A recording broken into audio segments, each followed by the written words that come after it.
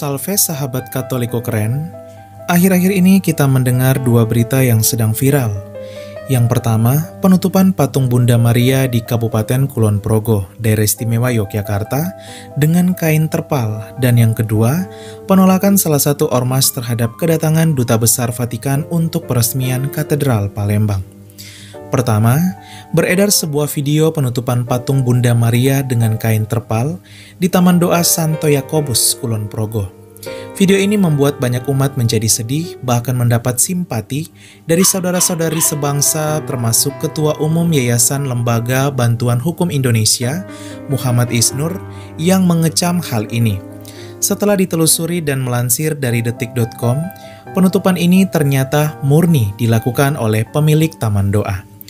Di sisi lain, melansir dari Harian Jogja, Kapolres Kulon Progo meminta maaf atas kesalahan penulisan laporan oleh salah satu anggotanya, sehingga berita yang telah terlanjur tersebar oleh berbagai akun media sosial ialah penutupan akibat tekanan ormas, tetapi sebenarnya murni dari inisiatif pemilik. Kapolres Kulon Progo mengatakan bahwa sudah juga mendapat perintah dari Kapolda DIY bahwa tidak ada ormas yang mengganggu keamanan dan ketentraman. Bila ada ormas yang mengganggu keamanan, kenyamanan, dan ketentraman khususnya di wilayah Kulon Progo, maka akan ditindak. Kendati demikian, di Taman Doa ini sudah pernah ada ormas yang datang dan menyampaikan masukan dari warga. Sahabat Katoliko keren, berikut 3 pesan yang dapat kita ambil dari peristiwa ini. Pertama, ketika kita melihat sebuah berita, kita perlu mencari tahu kebenaran berita tersebut. Kesalahan anggota dalam penulisan laporan dan ditambah dengan narasi-narasi yang telah terlanjur dibangun oleh berbagai akun media sosial tentu berdampak pada misinformasi berita, di mana ternyata penutupan patung Bunda Maria ini murni dilakukan oleh pemilik Taman Doa. Kedua, walau patung Bunda Maria ditutup oleh pemilik sendiri, namun tentu sebagai orang Katolik kita bertanya-tanya, apa yang mendasari sehingga patung ini harus ditutup sementara? Tentunya karena masih ditolak sehingga untuk sementara harus ditutup dan perlu disosialisasikan lagi lebih luas agar diterima oleh kalangan masyarakat.